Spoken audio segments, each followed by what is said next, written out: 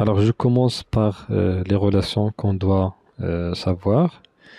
Alors, un dipôle RC, c'est un dipôle constitué d'un conducteur ohmique de résistance R et d'un condensateur de capacité C. R en ohm, C en farad. Alors, pour chaque dipôle, on doit normalement retenir quelques expressions. Alors, pour le condensateur traversé par l'intensité I, que je flèche de cette façon. Alors, pour flécher la tension en convention récepteur, je prends la flèche dans l'autre sens et je mets UC. Alors, si je mets une charge Q de ce côté-là, je dois mettre une charge Q' de ce côté-là. Alors, pour qu'on puisse étudier le dipôle RC par la suite, on doit savoir toutes les relations qui relient ces trois grandeurs physiques, à savoir l'intensité, la charge et la tension UC. Alors, premièrement, on va donner la relation qui relie l'intensité à la charge. Alors, l'intensité, c'est la dérivée de la charge de l'armature par laquelle le courant va entrer à travers le condensateur. Donc, c'est dQ sur dt. Bien sûr, puisque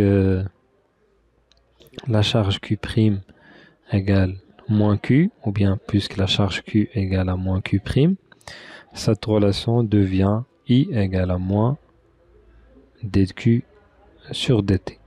Plutôt moins dQ' sur dt. Alors, pour la charge et la tension électrique, donc n'oubliez pas que aussi de la même façon, si la charge est placée du côté de la flèche, je mets Q égale à C fois UC. Si la charge est placée de l'autre côté, l'origine de la flèche, je dois mettre Q' égale moins C fois UC, puisque Q' égale moins Q. Alors on doit retenir ces expressions, bien sûr avec le schéma qui correspond à ces expressions. Alors la relation reste à donner la relation entre l'intensité et la charge. Plutôt l'intensité et la tension électrique. L'intensité, c'est la dérivée de la charge Q par rapport au temps. Et je vais mettre, à la place de Q, je vais mettre C fois UC. Alors, puisque C, c'est une constante, je vais mettre C dUC sur dt. C'est une expression à retenir si le condensateur est pris en convention récepteur, c'est-à-dire lorsque la flèche de l'intensité est opposée à la flèche de la tension.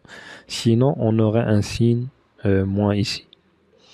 Alors voilà ce qu'il faut retenir pour le condensateur. Pour le conducteur ohmique, c'est un dipôle qui obéit à la loi d'Ohm. Si je flèche l'intensité de cette façon-là, et la tension UR dans l'autre sens, on est en convention récepteur.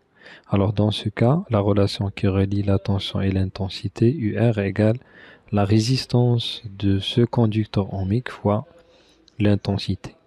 Donc il faut retenir ces expressions avant de passer à la partie suivante où on va étudier le comportement du dipôle RC lorsqu'on lui applique une tension qui varie instantanément d'une valeur à une autre, ce qu'on appelle l'échelon de tension.